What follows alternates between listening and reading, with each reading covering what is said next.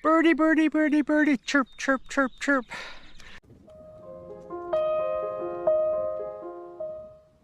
Good morning, it's day 71.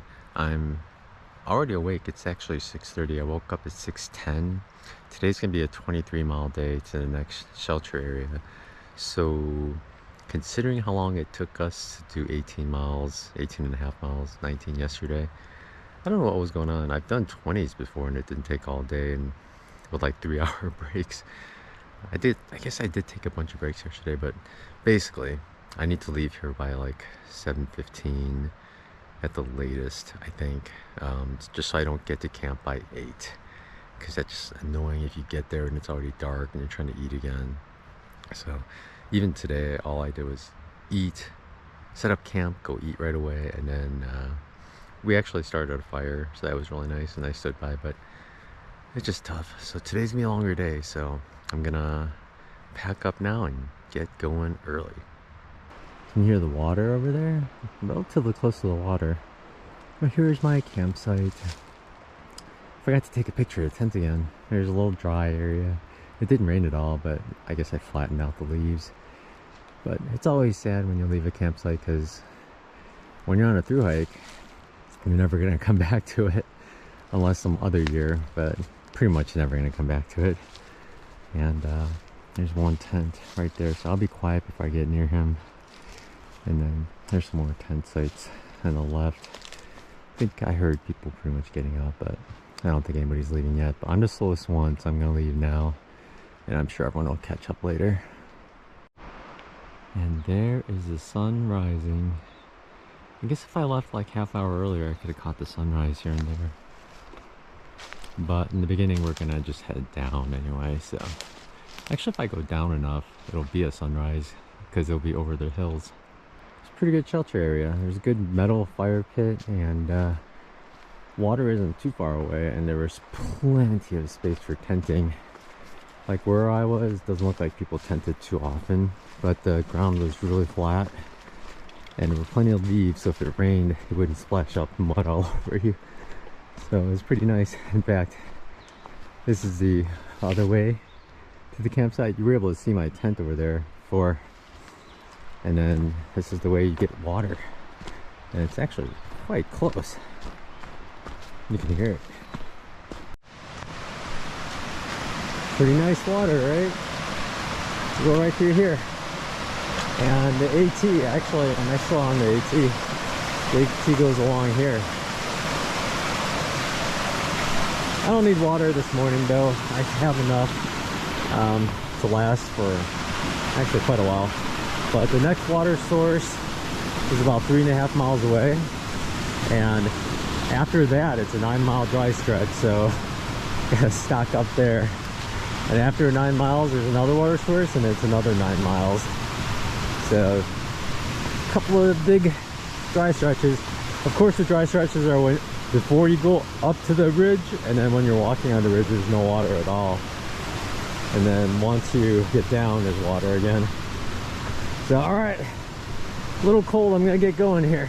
So this is looking back across the creek. There is a blaze here, so this definitely is a trail, but it just kind of dead ends right here in this super flowing creek.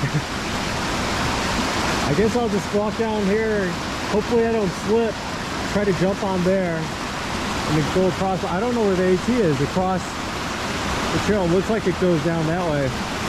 I don't know what you normally would do, but it's quite wet today. I might have to just step there and then step up there instead of jumping. And this log, like, it looks like maybe some people try to cross it, but then you have to traverse across. It looks like it could be slippery. Pulpy, so it might do. Actually, it might be a better option. I don't know which one I'm gonna do. Well, that was no fun. What I did was I crawled down the rock. I stepped on the little brown rock on the other side, climbed up onto this rock, and I thought I could jump onto this tree and just kind of climb down, but that tree was really slippery. I put one foot on there and there's no way I could stand on there. And I thought this tree, but this tree is all really slippery as well. So I actually went up towards another rock right there, and I went behind this tree and then came down. Pretty crazy, but I mean, I'm dry and I didn't fall in, so that's good. But those two tree trunks are slippery. It's always good to test your footing before you jump on there. It's amazingly pleasant hiking by yourself in the mornings.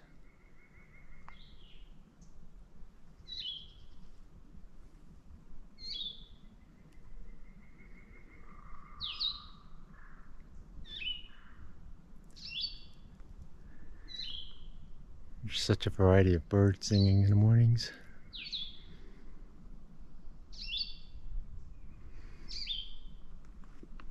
Morning sun on the face. So many birds. It's so nice. There's a nest up there. I'm gonna try to take pictures and see if there's something up there.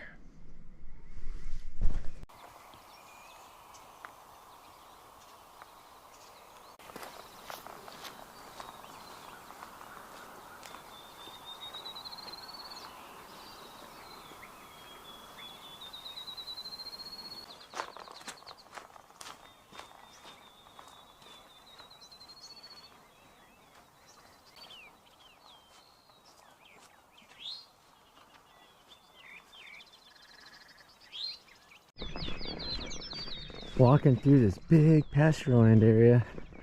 You can see cows off in the distance. It's wide open. And it's one of the few places where you can see a hiker from far away. Not necessarily miles away, but far away.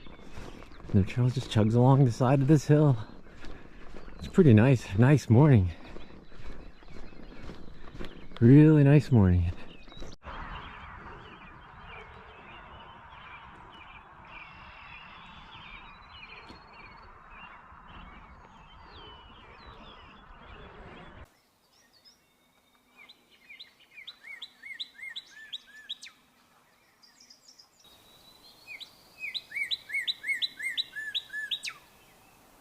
It's pretty funny how the cardinal's song to me sounds like he's saying, birdie, birdie, birdie, birdie, chirp, chirp, chirp, chirp.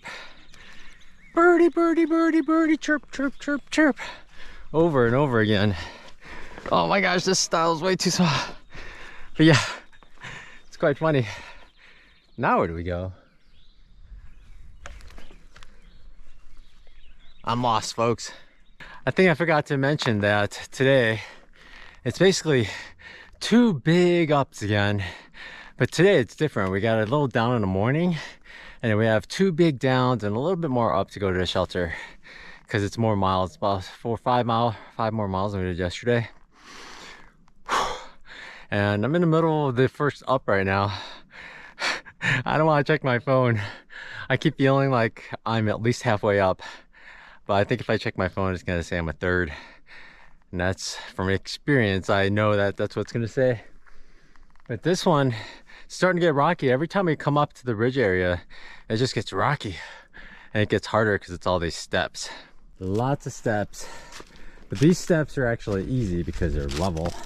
Mostly they're just hodgepodge piles of rocks everywhere. And here's an incredibly clear, smooth section of trail. Oh, it doesn't look too bad for a little bit. But currently we're walking south based on the sun. So I guess we're gonna switch back and then head the other direction soon. I was standing back there calling a hotel to try to reserve a room for tomorrow night because I'm going into Salem tomorrow night. And of course it's a weekend, so Saturday prices, it's a lot more expensive than a typical weekday prices, but I guess there's some softball game going on there too, so it's really crowded. But I got cold. It's a brisk morning. It's nice and sunny, but it's so cool out. It's really nice, pleasant, super pleasant day. Couldn't ask for more. And it's nice cool weather. It really keeps you moving because if you don't, you get cold. Although during the climb I was warm. We got a little bit more of a climb and then quite a while on this ridge, and then we go down, down, down 9 miles to a road and then back up. Look at this amazing view. Yes, we're right by the power line, but of course the power line, they cut the trees down so you get views like this. Wide open views. I love seeing like the dark shadows of the clouds. It's so cool how you could see it, just one gigantic bulbous cloud and a nice dark shadow moving across. If it wasn't for the power lines themselves, it'd be a great time-lapse shot just because of that. If I was at my laptop, I would do a time-lapse and I would just remove the power lines, but not possible on my phone. Just beautiful, beautiful, beautiful scenery here.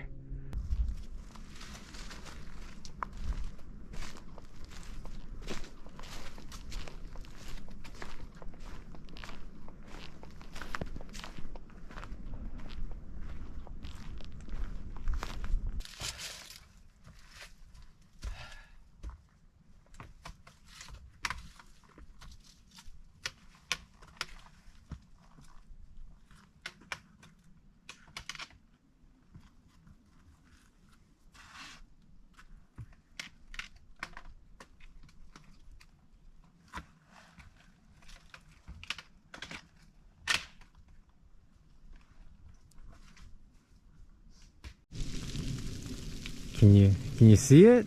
And can you hear it? It's really coming down now. Nothing's hit my hands. Oh, there you go. Oh, that's a good size. It's a good size. I don't know if it's gonna keep coming. Some of it's melting on my camera, so I might cover up my camera, but yeah, the little fuzzy's got some. It's starting to hail again. Oh, no, wait, it stopped. On and off, on and off. I still prefer this over rain though, so I'll take it.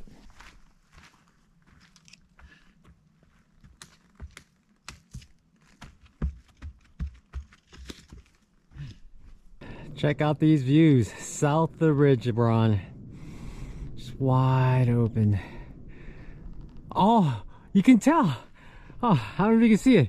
In the lower areas, it's more greenish than brown now, but there are patches of brown. But higher up, you can see there's some green, but it looks more brown. And Pink Hot Dog did say that when it starts greening out, you'll see it from the bottom up. And maybe it could just be a coincidence based on the kind of plants that are down there and everything, but it looks much greener down low than it does up above. But the interesting thing here is we're looking south right now. If I slowly pan, you'll see that this is the AT actually. We're gonna walk along these rocks. There's a white blaze down there. And if I keep panning, it's not as visible, but there is the north side meadows of the ridge. And far ahead, there's another mountain range. So many mountain ranges just heading northeast, southwest, right along here. I guess that's the Appalachians for you. But yeah, this is the trail. Yeah, this is the trail right here. I'm not quite on it. I jumped up on a higher rock, but it goes along there somewhere. I hope the blazes are consistent because I cannot see a trail really. It's just all rocks.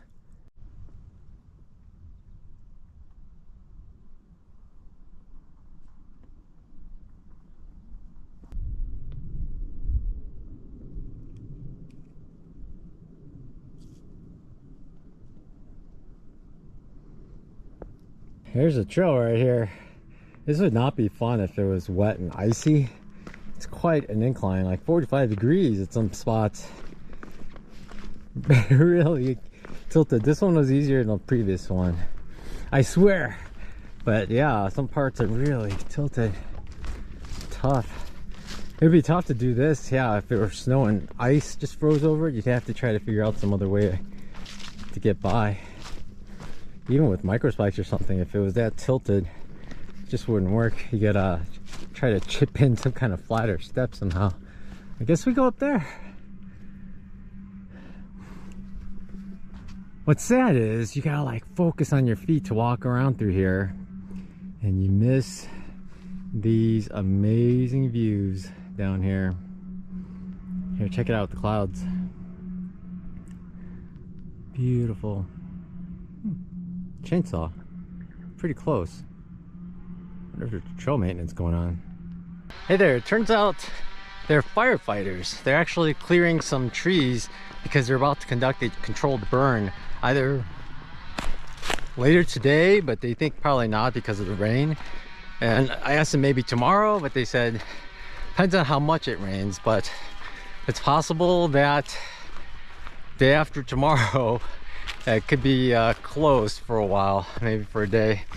But they're going for quite a stretch. I passed a bunch of them and I hear some chainsaws. Yep, I see people up ahead. So it's quite a stretch along this ridge here. It might be closed. It's kind of a bummer. I don't know. I hope they close it before the last water source, because if you don't bring water up on this ridge, you're just out of water and you might have to camp out if it's closed or something. Whew. I'm past most of them, I think. They went on for quite a while, but there are actually two people with like industrial leaf blowers clearing the trail. So from here on, there are no leaves on the trail, but there are a ton of leaves on the sides. I guess it makes sense. If they want it to burn, they'd rather have it burn on the side of the trail instead of right along the middle of the trail. So pretty crazy. One more day and we could have been blocked by prescribed burns. These rocks. This one's not too bad. Lots of them though. It just comes in and out. A little bit of trail rocks. Can't imagine walking up here with a whole bunch of tools, axes they had, and chainsaws and gasoline for it. Crazy. Huge leaf blower like the type you wear on your back, and then they had to carry that all the way up here. Man, those folks do good work, and that's a lot of hard, dangerous work. I hope that people hiking the trail really appreciate like everything all these people are doing, and we just get to enjoy it kind of without thought sometimes. And it's also because of them chopping down all the trees that we get big wide open views here and there. Yeah, they chopped down a bunch of trees right here. I guess the dead ones, but man, it's crazy that these villages are just surrounded by mountains on both sides. This is actually quite amazing. It's such a difference what the leaf blowers did here. You could see the trail and you could see the big piles of leaves on both sides. They cleared it right up. It's crazy. I've never seen it in action. And the immediate results are much more obvious than after a wild wind. But look how clear this trail is. So nice. Oh man, they chopped down a lot of old dead trees. Look at this guy too. They chopped them up and kind of spread them out. I guess the controlled burn's gonna try to, I don't know, just burn off the bottom part, not so much the living ones. I don't know how they're gonna do it, but it'd be fun to watch them do it. Oh, we're going up. I thought we were going down. I saw on Guthook they were saying this is the Eastern Continental Divide Trail, this portion. And this is the Eastern Continental Divide. 1920 Gulf of Mexico, Atlantic Ocean 405. I guess those are miles? Is Gulf of Mexico that far? And also, aren't they like northeast? I guess northeast, southwest of each other. It's, huh. All right, the AT is turning though. I think we are going down now. Yeah. Wow, they made it to all this. It was at least a mile back that I saw the firefighters, and they've been working through this whole area. It's pretty wild seeing the trees cut down. I guess they're very selective on which trees they cut down. Dead ones, mostly dead ones. Pretty interesting though, just seeing like how they're preparing for this prescribed burn. I wonder what their priorities are as far as why they cut them, how much will actually get burned during a prescribed burn. So curious I like to walk through here after the prescribed burn to see what the aftermath looks like. Guessing most of the living trees stay alive. I don't know. Just a little further back at the road, I got to meet a viewer named Miss Penny. She comments on my videos quite often. So when she says her name was Penny and she watched my videos, I was like, do you comment a lot?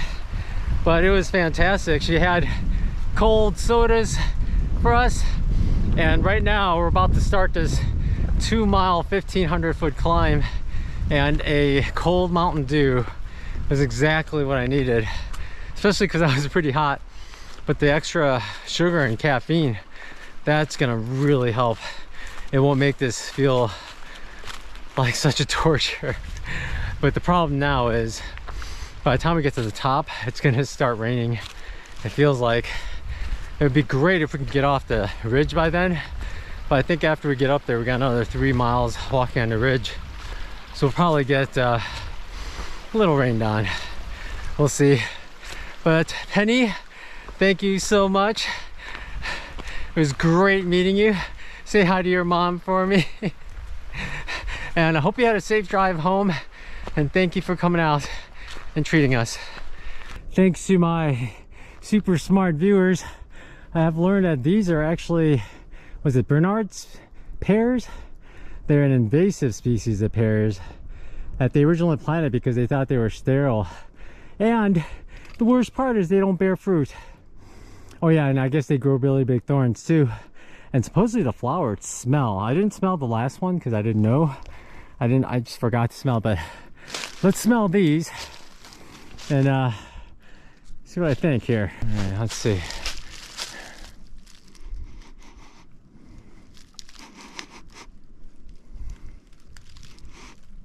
Are these the same? Yeah, they're the same ones.